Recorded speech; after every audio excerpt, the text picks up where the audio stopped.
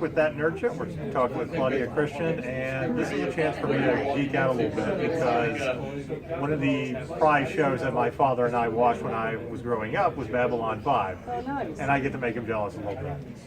See that, Dad? Wish you were here. I know, right? Happy New Year.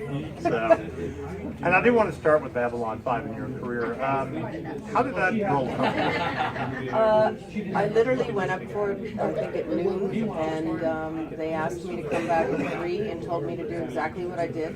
And the scene was with Jerry Doyle.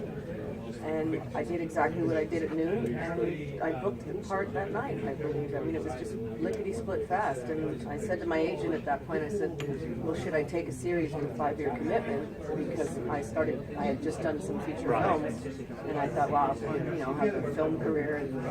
And she said, don't worry, sweetheart, it'll never last. No spin-offs. The only sci-fi series that ever last are spin-offs of Star Trek, and this is like a nobody show. Right. And then lo and behold, I continued. They had sent me 3 scripts originally, and out of those 3 scripts, I looked at Ivanova and I said, I can commit to playing her for a while. Okay. She's really interesting. She's a tough badass. I love her.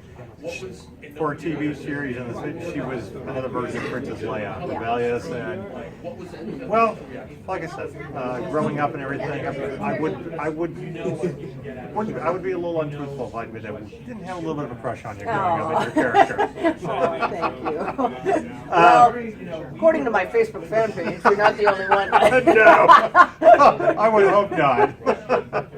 No, it's funny that you talk about sweet. Your agent telling you that it's probably not going to last and all that, and with most sci-fi, Well, sci-fi back in those days, it wasn't like. See, I've been going back and forth to England a lot, and in England, science fiction was always very respected. Right. From Red Dwarf to Doctor Who to everything, they loved sci-fi.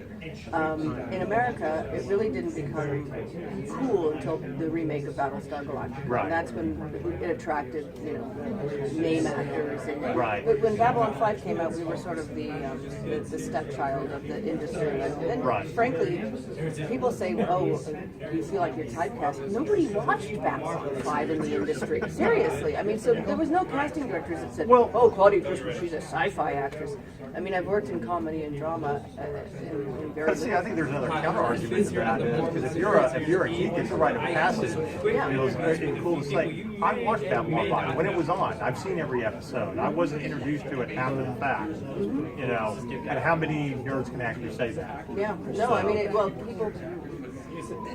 My contemporaries are the ones that are diehards of the show. They still, what's great is that we have this whole new generation of Babylon 5 fans because they watched it with their kids. Right. Like you watched it with your dad.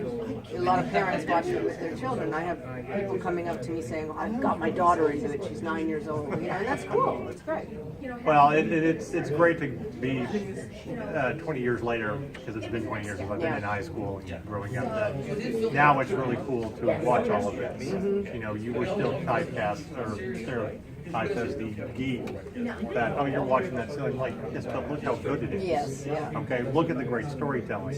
So great, in fact, and this is a reoccurring debate that we have, on our podcast, that Star Trek had to rip it off and make Deep Space Nine. Right. Well, Joe Straczynski does say that. I mean, he pitched it to Paramount, and then it's got to be a good show if it was good enough for Star Trek to rip off. Yeah, and it's funny because there's all these people debating, well, how come it can't be on Blu-ray? It's because the CGI. Right. And what, if you. Some people will say, well, it looks cheesy, Well, that's because you're used to Marvel comic movies. You're used to this huge, $200 million films. You have to understand that we were made for half the price of one episode of Star Trek.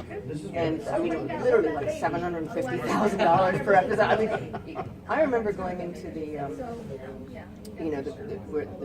office where they were doing all the CGI, where they were rendering and everything, and it was literally, they said, look, this is where we do it. And they opened the closet and there was just stacks of computers. I mean, this is how old school it was, but it was innovative. You know, it was incredibly innovative, and I think it was cutting edge, and it was way before its time. So I'm proud to have been involved in it. And forget about the CGI, the writing was amazing. And that's it. That's what makes a great sci-fi Of course, show. the story and the kids. So, but I'm assuming you were pleasantly surprised that it did get to stay on for 5 years and complete. Yeah, I mean, as everybody knows, it ended after season 4.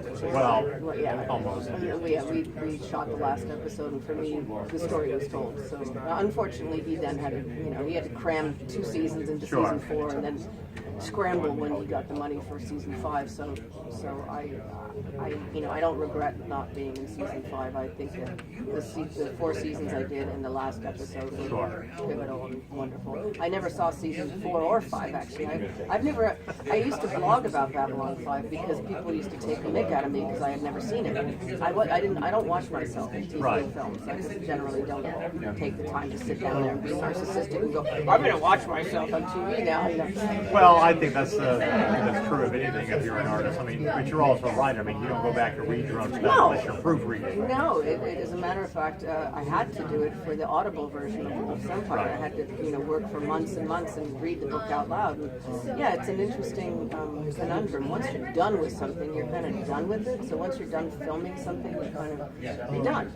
But like getting back to I blogged for season 1 and 2 all the way through, and I did it for the fans so I could remember the guest leads and little stories, and whatever would trigger in my memory. But then life got in the way, so I stopped after season 2. So one of these days, maybe when I'm old, I think I have I have a box set somewhere of Babylon 5. Maybe if they still have DVD players by then, I'll watch it.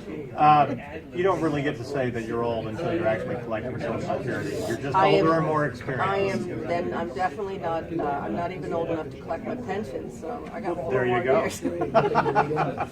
Now, even though you've been in sci-fi, we have a couple of questions that we always like to ask our guests. If you could be in Star Trek or Star Wars, which one would you choose and why? And don't let my shirt influence you in any way. Well, I actually was going to say Star Wars simply because over the years I've met so many wonderful people from the original Star Wars. Jeremy Bullock, I worked with him actually. Kenny Baker, all these funny, wonderful people. And they have a lot of strong female characters. The problem is I'm not a TV watcher. Right. I watched documentaries and Game of Thrones. I watched, but I can't sit down and. That's just in the form of Shakespeare. Right? Yeah, exactly. Well, I like big epic dramas, and if it's fantasy, fine. If it's historical fiction, fine. If it's history, great. But I like big. I can't watch scripted television, and I was never a science fiction fan ever in my life. So I'm a fan of good writing, and that's why I love Babylon 5. Would you ever do a superhero movie or TV show? Yeah, do anything. I love working, and besides, it'll help me keep up my true love, which is working in my nonprofit foundation. So the more I work as an actress or a voiceover artist, the more I can do what I really love, which is to help. Tell us a little about your nonprofit foundation. 3 years ago, I started the C3 Foundation to help people with alcohol use disorder, and I advocate treatment, which is a medical treatment, which involves just taking an opiate blocker called naltrexone 1 hour before you have a drink of alcohol. And over the course of a few months, your cravings dissipate and your drinking levels decline. And some people go sober on it, and other people go back to safe drinking levels. So it really is a wonderful alternative to rehab or 12 steps, which doesn't work for the majority of people. Right. It works for millions of people, don't get me wrong. And you can also mix it. So in other words, if you want to achieve sobriety without cravings, you could do the Sinclair method and then go back to AA. And be with a strong community. Interesting. I admit I've never heard about this. Most people haven't, which is why I made a movie, One Little Pill, which is on Amazon. which is why I wrote Babylon Confidential, my memoir, because I wanted people to know about the Sinclair method, and this is why I counsel addicts for free, and I became a drug and alcohol counselor.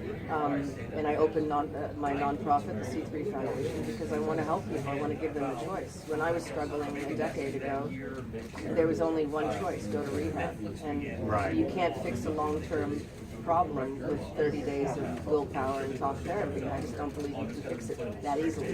Like I said, about 5 to 10% of people it does work for, but the majority of people relapse. It's got to be a longer process. It's a lifetime commitment, Yeah. and this is a lifetime commitment. If you continue to drink, you have to take the medication before you drink. If you go sober, then you don't have to take it anymore. You know, it's like a diabetic. If they take their insulin properly and then they readjust their diet and their workouts and stuff, or maybe their sugar levels change, they can maybe taper off the insulin.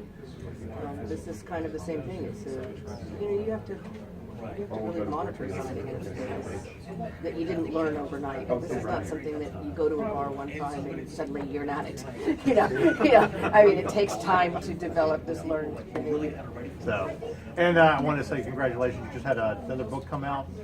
Wolf's Empire came out in July, and we're working on book 2. So Wolf's Empire is the Rome that never fell, with our kick-ass female protagonist, Akala, the discus-throwing noble lady who became a gladiatrix. You see a lot of yourself in this character? I see a lot of the young, yes, Ivanova and young Claudia, but certainly if it ever gets made into TV or film, I would want to play her mother.